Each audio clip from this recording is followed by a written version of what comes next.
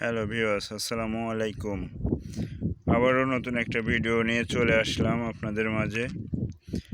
তো আজকের ভিডিওটা হচ্ছে আপনার এর আগেও একটা ভিডিও দিছিলাম যে আপনার রাসেল ভাইপার আর জলঢোড়া দেখতে সেম। তো সেই জলঢোড়া এখন একটা মাছ শিকার করছে, মাছ শিকার করে খাচ্ছে। তো আমি যাওয়ার পথে, মাছের খামারে যাওয়ার পথে দেখি খাচ্ছে, মাছটা শিকার করে খাচ্ছে। তো আমি এমতো অবস্থায় করছি, ভিডিও করতেছি দর্শকদের, আমার ইউটিউব চ্যানেলের দর্শকদের দেখানোর জন্য। তো দেখেন একটা বড় তেলাপিয়া মাছ কীভাবে আস্ত গিলে ফেলতেছে, যদিও তার থেকে মোটা মাছটা সে কিন্তু গিলে ফেলতেছে। আর এটা কিন্তু সেম রাসেল। ওরে বাবারে, পানিতে নেমে গেল। ওই নিয়ে চলে যাচ্ছে, দেখেন। তো আবারও উঠবে, সম্ভবত উপরেই উঠবে। হ্যাঁ, উপরেই উঠতেছে, ও উপরেই উঠবে। হ্যাঁ, কারণ পানিতে ও বল পাবে না, পানিতে ওই মাছটা চলে যেতে পারে। হ্যাঁ, তো যে কারণে ও হচ্ছে আপনার উপরেই উঠবে। দেখেন কিভাবে সাপে মাছ ধরে খাচ্ছে। ও কিন্তু গিলতে পারতেছে না। হ্যাঁ, ও গিলতে পারতেছে না, কারণ ওর মুখের থেকে মাছের সাইজটা অনেক বড়।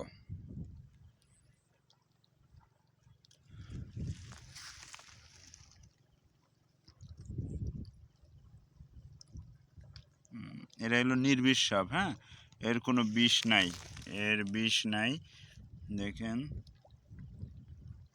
এর কোনো বিষ নাই। তো আসলে ও যতটা না মোটা, ওর থেকে মাছের সাইজ অনেক বড়। তো যে কারণে ও গিলতে অসুবিধা হচ্ছে, তারপরেও গিলে ফেলবে। আমি দেখানোর চেষ্টা করতেছি।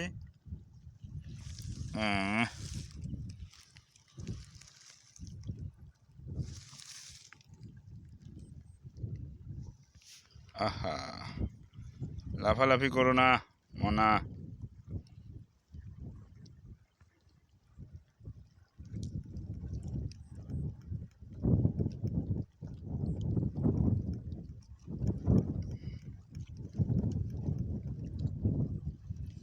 এখন গিলে ফেলানোর চেষ্টা করতেছে, কিন্তু পারছে না। এই সে হচ্ছে, আবারও নেমে যাওয়ার সম্ভাবনা আছে, দেখা যাক।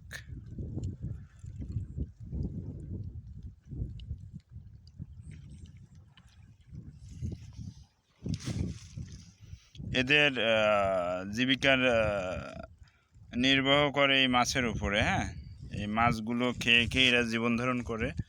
এরা আসলে নির্বিষ একটা সাপ। এরা মাছ, তারপরে আপনার এই যে এক ধরনের পোকা, এই পোকাগুলো ধরে ধরে খায়। হ্যাঁ, এই এই যে পোকাগুলো দেখতেছেন, এই পোকাগুলো ধরে ধরে খায়। দেখা যাক কি করে।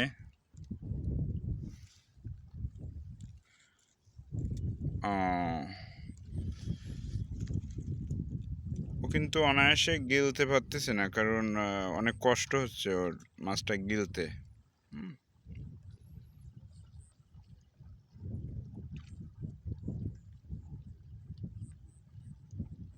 এবার গেলার চেষ্টা করতেছে, দেখা যাক।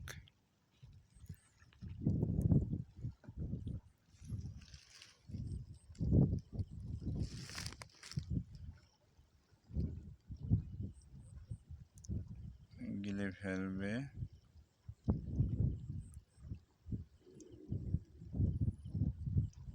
দেখা যাক, কষ্ট হয়ে যাচ্ছে আর কি। হ্যাঁ, গিলতে। এটা কিন্তু নির্বিষ সাপ, কিন্তু এর গায়ের এগুলো দেখেন রাসেল ভাইপারের মতো, সেম রাসেল ভাইপারের মতো।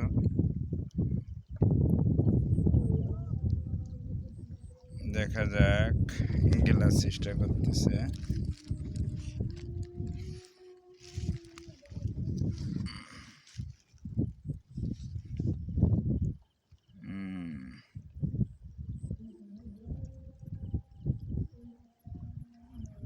ও কিন্তু এই মাছটা আর বেরও করতে হবে না, ওর কিন্তু গিলে ফেলতে হবে। হ্যাঁ, হয় গিলতে হবে না হয় মরতে হবে, কারণ এই মাছের পিঠে মানে এটা আবার তেলাপিয়া মাছ, তো এই মাছের পিঠে কিন্তু একটা কাঁটা আছে। তো এই কাঁটাটা আবার ও যদি উল্টো বের করতে চায় দেন ওই কাঁটাটা কিন্তু ওর মুখের ভিতরে বেঁধে যাবে। হ্যাঁ, তো ও যে এই মাছটা আবার বমি করে বের করে দেবে বা উগলাই দেবে সেটার সম্ভাবনা নাই। এর কিন্তু হয় খেতে হবে না হলে মরতে হবে। হ্যাঁ, খাইতেই হবে।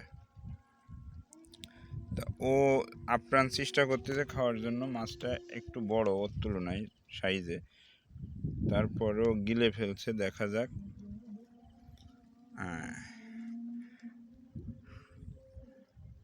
এটা হচ্ছে নির্বিষ সাপ। আমি কিন্তু মোবাইলের ক্যামেরা দিয়ে ভিডিও করতেছি খুব নিকটে গিয়ে। হ্যাঁ, এটা ততটা মানে এটা শান্ত স্বভাবের মাছ, একদম শান্ত স্বভাবের মাছ। ওই সরি, সাপ। মাছও শান্ত স্বভাবের, কারণ তেলাপিয়া মাছ, এটা জান্নাতি একটা মাছ। তো সব কিছু মিলাই ঝিলাই দেখা যাক। হ্যাঁ, এই তো আর একটু খেয়ে ফেলো।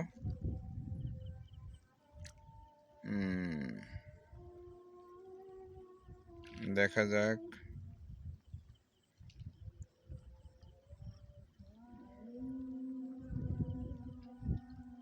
দেখা যাক। এই তো গিলে ফেলাইছে। মনে একটা বিপদে পড়িছে ও, চাইলেও ফেলাতে পারতেছে না। আমার হয় গেলবা না হলে মরবা।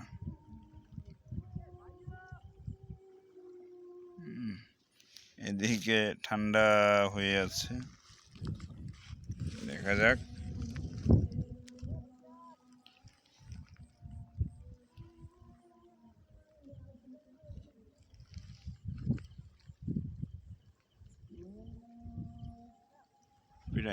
ফিরাই হয়ে গেছে। গেল গেল গেল।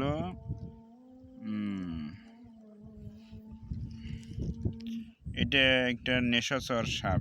এদের দিনের বেলায় পাওয়া যায় না। হ্যাঁ, এরা রাতের বেলায় বের হয়, এরা দিনের বেলায় খুব কম বের হয়। হ্যাঁ, দেখেন মাছটা কিন্তু আস্তে আস্তে আস্তে আস্তে গিলে ফেলছে পুরোটা।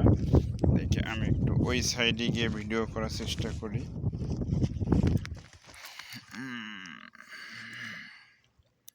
মাছটা গিলে ফেলাইছে।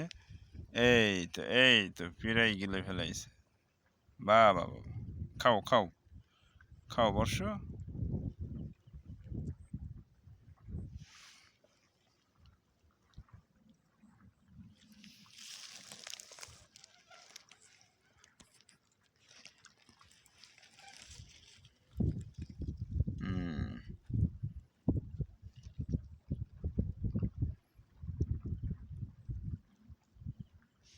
গিলে ফেলাইছে, পুরোটা গিলে ফেলাইছে প্রায়। গেল, খাও। এটা বাংলাদেশের খুব পরিচিত একটা সাপ, নির্বিষ সাপ। এটা কারোর ক্ষতি করে না। এটা খুবই নিরীহ একটা প্রকৃতির সাপ। এটা যদি অন্য কোনো সাপ হতো, আপনাদের কি মনে হয় যে আমি এইখানে বসে এত নিকটে বসে ভিডিও করতে পারতাম? হ্যাঁ, এই যে আমার লাইট দিয়ে ভিডিও করতেছি, আমি মাছের খামারে যাচ্ছিলাম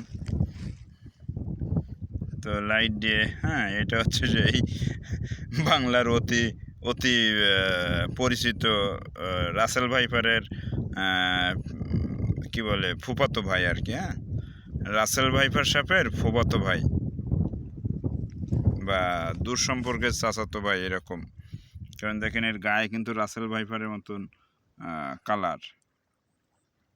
এর যে এই গায়ের যে চিহ্নগুলো একদম সেম রাসেল ভাইপারের মতো। মাছ কিন্তু পুরোটাই খেয়ে ফেলছে, দেখা যাক। অল্প একটু আছে।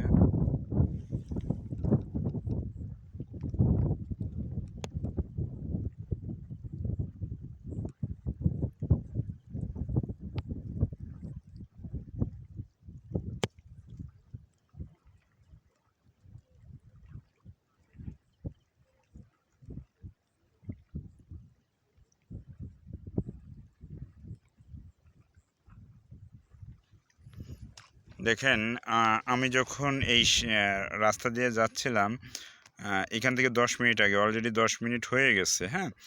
তো তখন অর্ধেক মুখের ভিতরে ছিল, ওই মাছটা অর্ধেক মুখের ভিতরে ছিল।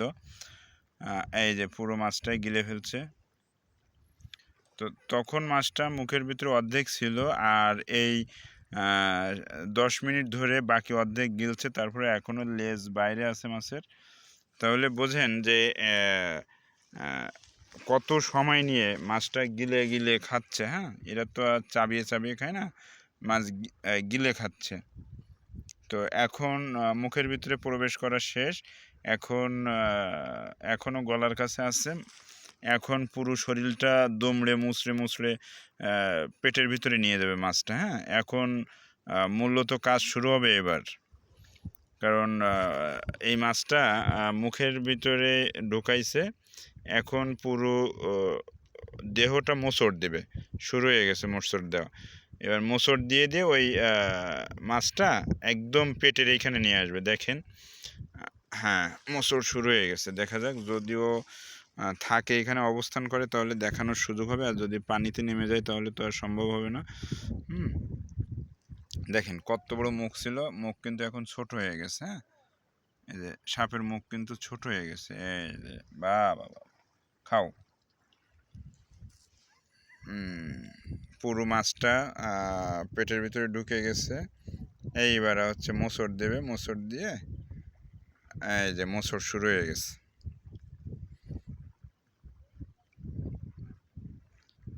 মাছ এখন এবার আস্তে আস্তে পেটের দিকে আসবে মাছ। হ্যাঁ, এই যে দেখেন,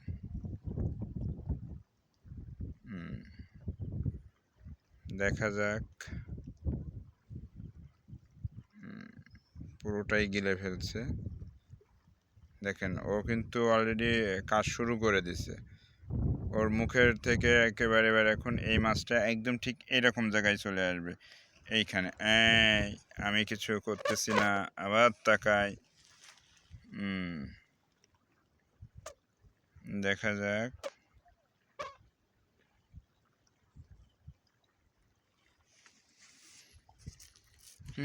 কষ্ট হয়ে গেছে।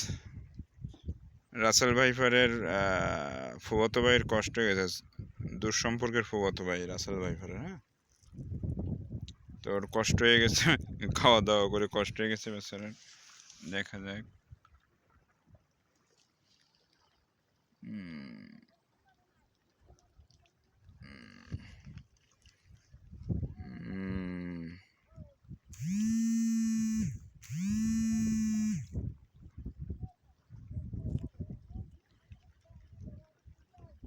এখন আস্তে আস্তে পুরোটাই হচ্ছে পেটের ভিতরে নিয়ে চলে আসবে, মানে পাকস্থলী, আর যেটাকে বলে আর কি পাকস্থলী, সাপের যে জায়গায় হচ্ছে হজমতন্ত্র বা হজম করার জন্য যে এখানে হচ্ছে খাবারগুলো পাঠানো হয়, সেইখানে পাঠানোর চেষ্টা করতেছে আস্তে আস্তে আস্তে আস্তে। তাহলে সাপ যখন খায়, কোনো খাবার খায়, মিনিমাম আধা ঘন্টা সময় নিয়ে খায়। মানে আজকেই তো দেখলাম যে স্বচক্ষে, এবং আপনাদেরকেও দেখালাম। তো খাওয়া শেষ। আজকের এই ভিডিও ছিল এই পর্যন্ত। দেখেন, এখন এই সাপ ঠিক এই পর্যন্ত নিয়ে আসবে। দেখেন, এ কিন্তু নড়তেছে না। হ্যাঁ, এ নড়তেছে না, এই যে দেখছেন।